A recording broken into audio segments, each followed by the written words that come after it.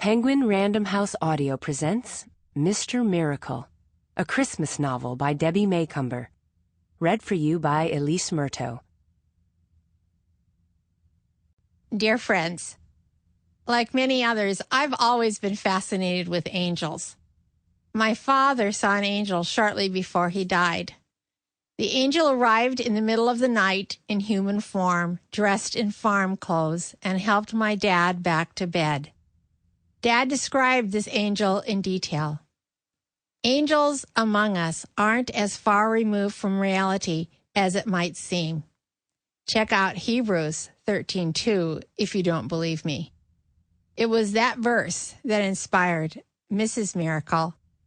And now, drum roll please, Mr. Miracle. I owe a great deal to several people who made this entire project possible. First and foremost to my agent, Teresa Park, and her incredible staff, Emily, Alex, Andrea, Peter, and Abby. And of course, my two marvelous Valentine editors, Jennifer Hershey and Shauna Summers, who encouraged and supported me through every phase of the writing process, along with my own amazing staff. So now, my wonderful readers, it's your turn. I hope you enjoy the story of Harry Mills as he discovers the delights and pleasures of life on Earth, along with its temptations and limitations. And of course, there is his mission with Addie and Eric. Oh heavens, oh pun intended, there I go again. Okay, I won't say anything more. The story is for you to unfold by listening.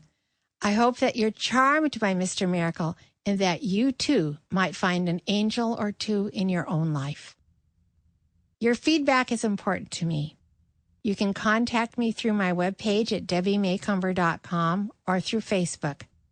If you're so inclined, you can write me at Post Office Box 1458, Port Orchard, Washington, 98366. Merry Christmas, and may God bless you. To Bill Abbott, in appreciation for his confidence and faith in me, and in memory of Tommy, who really was man's best friend. Prologue. Well, well, well, Harry Mills mused as he glanced around the campus of South Shore Community College. So this is Earth. Students darted across the emerald green landscape, scurrying toward their classes. The December sky was dark and overcast, threatening rain. Not uncommon weather for the Pacific Northwest, or so he'd been told. This is exactly what I expected, he thought a bit smugly. Until now he'd had, shall we say, a heavenly perspective. Yes, he was an angel. But unlike his fellow angels and good friends Shirley, Goodness, and Mercy, he had the ability to mingle with humans without suspicion. What he enjoyed most was the fact that the humans were completely unaware of who he was and the work he'd been given.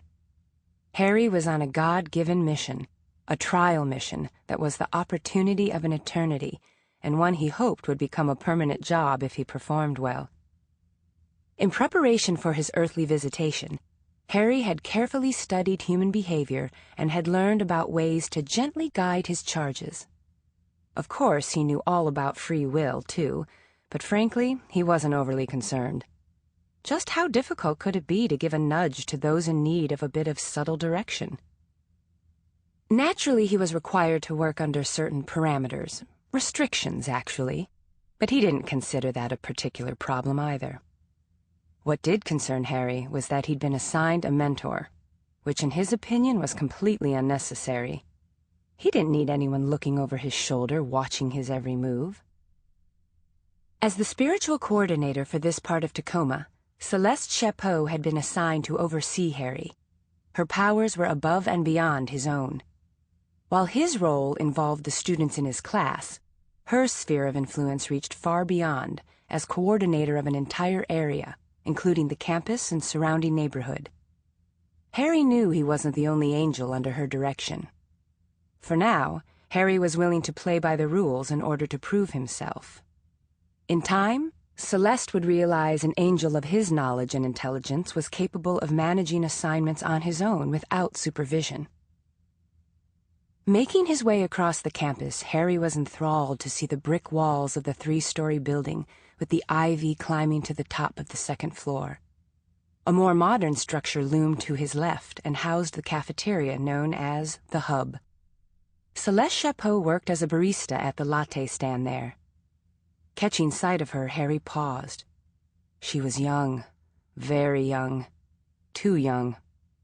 She wore her hair so short it stood straight up on end and was dyed the color of a pomegranate. And she had a diamond piercing in her nose. He'd been assigned the body of a middle-aged man. Well, perhaps even a bit over middle age. Wise and mature. This couldn't possibly be right. He knew that the bodies angels received were random, but still it felt weird. He was expected to take direction from a woman barely out of her teens? This bejeweled, tattooed ruffian couldn't possibly be his lead. She met his eyes, and it appeared that Celeste recognized Harry immediately. Her crooked smile told him she'd read his thoughts perfectly. "Welcome, Harry," she said as she ground coffee beans. The scent of the roasted beans swirled around him. She pressed down the grounds and then twisted the small round container into the machine. She did this skillfully. "Take a seat," she instructed, nodding toward the stool at the counter. Still befuddled, Harry frowned and muttered, "I'd rather stand." "Whatever." He arched his brows. "Whatever what?" "Whatever you want," she returned with that same off-center smile. The coffee machine made a horrendous noise, followed by a hissing sound that caught him unaware. Harry backed away before she set a freshly brewed Americano on the counter in front of him. He stared at the coffee, wondering what he was supposed to do with it. "Take a sleeve and be careful. It's hot." "I don't need a sleeve." In fact, he wasn't sure what she was talking about. Sleeve? She shrugged, again showing a decided lack of concern. "You have all the information on your assignment?" He nodded, raised the cup to his lips, and tasted the coffee. The liquid had to be close to the boiling point and burned his lips, not to mention that the cup was uncomfortably hot to hold. Too proud to let her see, he set the cup down and then jerked his hand discreetly by his side a couple times to shake off the sting. Celeste automatically handed him a paper sleeve, and grumbling under his breath, Harry took it. "You're stepping in, teaching the classic literature class." Harry was well aware of his assignment. "Have you read Dickens, A Christmas Carol?" she asked. "Who hasn't?" he responded nonchalantly, wanting her to know he was well versed in human classic literature. Although he had reservations when it came to this particular story, especially the author's depiction of the afterlife. "Who hasn't?" Celeste repeated. "Probably 99% of the students in your class?" "That goes without saying. Anyway, you and I both know Dickens got it wrong. I have serious doubts about an author who so flippantly portrays heavenly spirits in such a manner. As far as I'm concerned, Dickens has taken far too much literary license. The description of Marley's ghost and the 3 spirits is beyond ridiculous. Someone needs to set the record straight. Humans don't actually believe. Correcting misconceptions about heaven isn't part of your job," Celeste said, cutting him off. Harry was tempted to argue, but changed his mind. He could see it would do little good. Clearly, she was opinionated and most likely unable to see reason. He'd heard about angels like this, ones who were given an earthly assignment and lost their heavenly perspective. Sadly, they got caught up in the temptations of earth. That wouldn't be a problem for him, of course. Celeste leaned against the counter, resting her folded arms there. "Am I detecting a bit of an attitude here?" she asked. Rather than answer, Harry posed a question of his own. "How is it you're the one in charge?" "Do you have a problem with that?" Listen, Harry, while you were strumming away on a harp, I was dealing with the likes of Columbus and Lewis and Clark.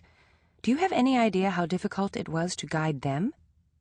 He didn't, and stared down at his coffee. "Playing the harp isn't as easy as it looks, you know." Celeste grinned, as if to say he didn't have a clue what he was talking about. "We need to work together." Sample complete. Ready to continue?